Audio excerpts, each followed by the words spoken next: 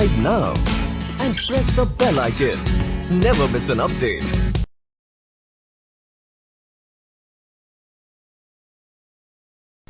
नमस्कार दोस्तों, मैं हूं CS प्रिंस कुणाल। मैं आपका स्वागत करता हूं हमारे YouTube चैनल पे।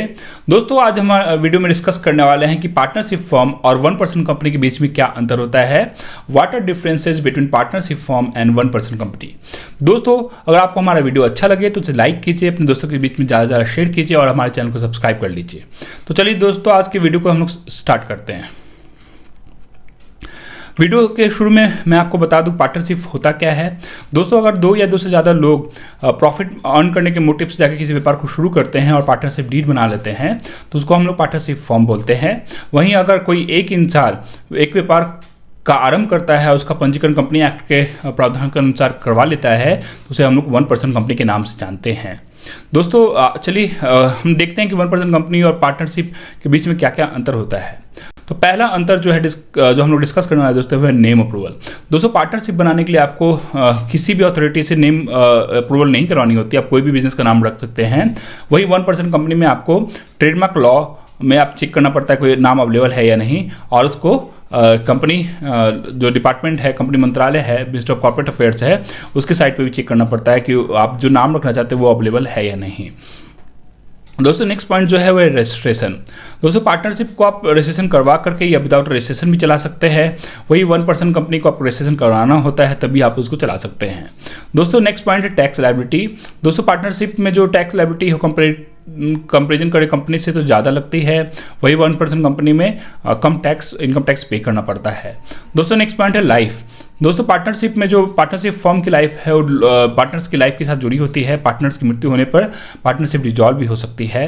वही कंपनी के केस में कंपनी की लाइफ जो है परपेचुअल होती है। अगर मान लीजिए जो मालिक हैं कंपनी में, 1% कंपनी में, वो अगर उनकी मृत्यु हो जाती है तो जो उन्होंने नॉमिनी अपॉइंट किया है वो मालिक बनकर के फिर कंपनी को चला सकते हैं। नेक्स्ट पॉइंट है दोस्तों नेमिंग रिक्वायरमेंट।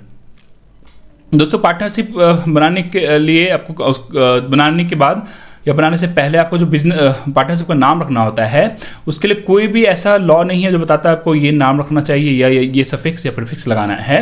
वही 1% कंपनी की बात करें दोस्तों, तो आपको कंपनी के नाम के बीच में OPC वर्ड ब्रैकेट में लगाना होता है और लास्ट में प्राइवेट लिमिटेड लगाना होता है। जैसे Reliance petrochemicals OPC private limited, ऐसे करके आपको नाम रखना पड़ेगा। ये मैंने एग्जांपल दिया है। नेक्स्ट पॉइंट है दोस्तों लीगल स्टेटस। दोस्तों, पार्टनरशिप अगर रजिस्टर्ड होती है तो कानून की नज़र में सेपरेट लीगल एंटिटी होती है। अगर रजिस्टर्ड नहीं है तो सेपरेट लीगल एंटिटी नहीं होती है।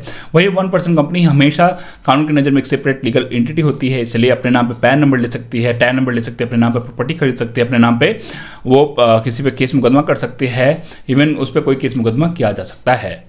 वही नेक्स्ट पॉइंट है दोस्तों मिनिमम मेंबर। पार्टनरशिप बनाने के लिए वो कम से कम 2 लोगों की जरूरत होती है। वही 1% कंपनी बनाने के लिए वो कम से कम 1 लोग की जरूरत होती है। नेक्स्ट पॉइंट है दोस्तों मैक्सिमम मेंबर। तो दोस्तों, पार्टनरशिप में मैक्सिमम जो मालिक हैं पार्टनर्स हैं मैक्सिमम 50 हो सकते हैं। वही 1% कंपनी में मैक्सिमम मालिक भी एक ही होते हैं, कम से कम भी एक और ज़्यादा से ज़्यादा भी एक, इसलिए इसको 1% कंपनी के नाम से जाना जाता है। नेक्स्ट पॉइंट है दोस्तों मेंबर्स लायबिलिटी। दोस्तों, पार्टनरशिप के केस में जो पार्टनर्स हैं उनकी देनदारी है, जो लायबिलिटी हो वो अनलिमिटेड होती है। मान लीजिए उनका प्रॉफिट शेयरिंग रेशियो 50-50 था या उनको कैपिटल 50,000 रुपीज़ लगाना था, लेकिन पार्टनरशिप को 5 करोड़ का नुकसान हो गया तो पार्टनर्स को पर्सनल एसेट बेच कर के भी उसकी भरपाई करनी पड़ सकती है। वहीं 1% कंपनी में अगर जो शेयर होल्डर हैं उन्होंने सिर्फ 1 लाख के साथ कंपनी बनाई थी और 1 लाख रुपए उन्होंने कंपनी के अकाउंट में डाल दिया है और कंपनी को लॉस हो जाती है 5 करोड़ की, तो उसको और भी कोई रुपये आपको अपने पर्सनल एसेट को बेचकर नहीं पे करना पड़ेगा। मतलब 1% कंपनी के केस में जो शेयर होल्डर है उसकी लायबिलिटी लिमिटेड होती है और पार्टनरशिप में पार्टनर्स की लायबिलिटी अनलिमिटेड होती है। नेक्स्ट पॉइंट है दोस्तों कंप्लायंसेस। दोस्तों, पार्टनरशिप को कंप्लायंसेस कम करने पड़ते हैं। वही 1% कंपनी को दोस्तों पार्टनरशिप के कंपैरिजन में ज़्यादा कंप्लायंसेस करने पड़ते हैं। नेक्स्ट पॉइंट है दोस्तों ट्रांसफर ऑफ शेयर्स। दोस्तों, पार्टनरशिप में पार्टनर्स जो है अपने मालिकाना हक को बाय वे ऑफ डीड किसी दूसरे आदमी को ट्रांसफर कर सकते हैं। वही 1% कंपनी में जो मालिकाना हक है उसको जो शेयर होल्डर है वो दूसरे आदमी को ट्रांसफ़र कर सकता है easily by way of SS4 form से ट्रांसफर फॉर्म ट्रांसफर कर सकता है, और अगर उसकी मृत्यु हो जाती है तो नॉमिनी शेयर होल्डर बनकर कंपनी चलाता है। दोस्तों, नेक्स्ट पॉइंट है can NRI and foreigner start partnership form और ओपीसी कंपनी। दोस्तों एनआरआई और फॉरेनर को एक इंडियन रेसिडेंट को पार्टनर रख करके बिजनेस शुरू करना पड़ता है इंडिया में, तो वो प्रोप्राइटरशिप पार्टनरशिप नहीं बना सकता, सिर्फ एलएलपी कंपनी बना सकता है। तो कंपनी में भी वो 1% कंपनी नहीं बना सकता क्योंकि उसमें एक ही मालिक होते हैं। तो इस दोनों में आंसर है no. NRI foreigner partnership form भी नहीं बना सकते और 1% कंपनी भी इंडिया में नहीं बना सकते हैं। नेक्स्ट पॉइंट है दोस्तों डॉक्यूमेंट्स रिक्वायर्ड। दोस्तों पार्टनरशिप बनाने के लिए जो मेन डॉक्यूमेंट है वो पार्टनरशिप डीड लगती है, वहीं 1% कंपनी में एमओए एओए लगता है, जिसको हम लोग मेमोरेंडम ऑफ एसोसिएशन और आर्टिकल ऑफ एसोसिएशन के नाम से जानते हैं। दोस्तों पार्टनरशिप में मिनिमम डायरेक्टर 2 होते हैं, 1% कंपनी में मिनिमम डायरेक्टर 1 होते हैं। अगर मैक्सिमम डायरेक्टर की बात करें तो पार्टनरशिप फॉर्म में मैक्सिमम 50 हो सकते हैं पार्टनर्स डायरेक्टर्स। वही 1% कंपनी की बात करें दोस्तों तो मैक्सिमम 15 डायरेक्टर हो सकते हैं। हाँ, शेयर होल्डर अगर की मीटिंग हो करके या शेयर होल्डर का अगर मन हो तो 15 से ज़्यादा भी डायरेक्टर रख सकते हैं, लेकिन जनरली 15 डायरेक्टर ही होते हैं कंपनी में। दोस्तों अगर मेंटेनेंस कॉस्ट की बात करें दोस्तों तो पार्टनरशिप का मेंटेनेंस कॉस्ट कम होता है, वहीं कंपनी का 1% कंपनी का मेंटेनेंस कॉस्ट ज़्यादा आता है। वहीं क्लोजर कॉस्ट की बात करें दोस्तों, बंद करने का खर्च, तो पार्टनरशिप को जैसे शुरू करना कम खर्चीला है वैसे ही बंद करना भी कम खर्चीला है, वहीं कंपनी को ज़्यादा खर्च करके बंद किया जाता है। दोस्तों नेक्स्ट पॉइंट है प्रॉफिट शेयरिंग। दोस्तों पार्टनरशिप में प्रॉफिट जो है पार्टनर्स के बीच में प्रॉफिट शेयरिंग रेशियो में बांट दिया जाता है। वही 1% कंपनी में जो मालिक है वो एक ही होता है, इसलिए सारा प्रॉफिट उसी का होता है। दोस्तों जो इन्फॉर्मेशन नेक्स्ट पॉइंट है इन्फॉर्मेशन मेड टू पब्लिक। दोस्तों पार्टनरशिप फॉर्म को कोई भी इन्फॉर्मेशन पब्लिक को शेयर नहीं करना पड़ता। वहीं 1% कंपनी को अकाउंट से related information, assets liabilities, profit loss, director appointment, resignation इत्यादि मैटर से रिलेटेड इन्फॉर्मेशन को पब्लिक डोमेन में डालना पड़ता है, पब्लिक के साथ शेयर करना होता है। दोस्तों नेक्स्ट पॉइंट है डिसीजन मेकिंग। दोस्तों पार्टनरशिप में चूंकि नंबर ऑफ पार्टनर्स ज़्यादा होते हैं इसलिए डिसीजन मेकिंग स्लो होता है, वही 1% कंपनी में डिसीजन मेकिंग फास्ट होता है क्योंकि उसमें एक ही मालिक होता है। दोस्तों नेक्स्ट पॉइंट है ऑडिट रिक्वायरमेंट। दोस्तों पार्टनरशिप फॉर्म में कोई भी ऑडिट कराने की जरूरत नहीं होती है जनरली।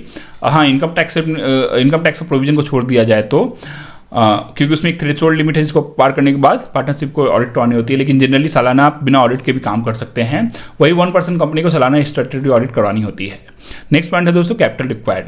दोस्तों पार्टनरशिप को चलाने के लिए आपको कोई भी पूंजी की जरूरत नहीं है, वही 1% कंपनी बनाने के लिए भी अब कोई पूंजी की जरूरत नहीं है। पहले 1 लाख लाना होता था, अब चाहे तो आप 500, 1000, 50,000, 1 लाख रुपए से या कोई भी पूंजी न दिखाकर भी कंपनी स्टार्ट कर सकते हैं। दोस्तों नेक्स्ट पॉइंट है ऑनरशिप एंड मैनेजमेंट। दोस्तों पार्टनरशिप में जो ऑनरशिप एंड मैनेजमेंट पार्टनर्स के हाथ में होती है, वही 1% कंपनी में बात करें तो अगर एक ही मालिक है और एक ही डायरेक्टर है तो ऑनरशिप मैनेजमेंट एक ही आदमी के पास होगा। लेकिन अगर मान लीजिए एक आदमी है और वो मालिक है, एक आदमी मालिक है 1% कंपनी में लेकिन वो डायरेक्टर नहीं है, या एक से ज़्यादा डायरेक्टर है, तो ऑनरशिप शेयर होल्डर के पास होगा, वही जो मैनेजमेंट है वो बोर्ड ऑफ डायरेक्टर्स के पास होता है in case of 1% company. Next point है दोस्तों नेमिंग रिक्वायरमेंट। दोस्तों पार्टनरशिप कोई भी नाम रख सकती है, लेकिन 1% कंपनी अवेलेबल नाम ही रखती है और अपने नाम के साथ उनको बीच में ओपीसी और लास्ट में प्राइवेट लिमिटेड लगाना होता है। नेक्स्ट पॉइंट है दोस्तों रजिस्ट्रेशन कॉस्ट। दोस्तों पार्टनरशिप बनाने का कॉस्ट कम आता है, 1% कंपनी बनाने का कॉस्ट ज़्यादा आता है। लास्ट में बात करें दोस्तों तो फंड रेजिंग। तो पार्टनरशिप फर्म में जो फंड है वो लोन के रूप में रेज किया जा सकता है या पार्टनर्स कैपिटल ला सकते हैं। 1% कंपनी की बात करें दोस्तों तो लोन के रूप में फंड लाया जा सकता है, मालिक कैपिटल रूप में फंड ला सकता है और कंपनी चाहे तो दूसरे से लोन भी ले सकती है प्राइवेट सोर्सेज से। दोस्तों तो हमने इस वीडियो में डिस्कस किया कि पार्टनरशिप और 1% कंपनी के बीच में क्या मेजर डिफरेंसेस होते हैं। अगर आपको वीडियो अच्छा लगा हो तो हमारे वीडियो को लाइक कीजिए, अपने दोस्तों के ग्रुप में अपने सर्किल में शेयर कीजिए और हमारे चैनल को सब्सक्राइब कर लीजिए। दोस्तों अगर आपको पार्टनरशिप बनाने 1% कंपनी बनाने, चलाने या बंद करने से रिलेटेड कोई सर्विसेज चाहिए हो, या आपके बिजनेस व्यापार या एनजीओ से रिलेटेड कोई CA/CS या लीगल सर्विसेज चाहिए हो, तो आप हमारे एक्सपर्ट को इस वीडियो के डिस्क्रिप्शन में दिए हुए कॉन्टैक्ट नंबर पर कॉल या व्हाट्सअप कर सकते हैं। दोस्तों इस वीडियो को देखने के लिए आपका धन्यवाद। आपका कोई भी फीडबैक हो तो इस वीडियो के डिस्क्रिप्शन में ज़रूर उसको लिखिए, उससे पढ़ के हम उसका जवाब देने की कोशिश हम लोग करेंगे। Thank you for watching.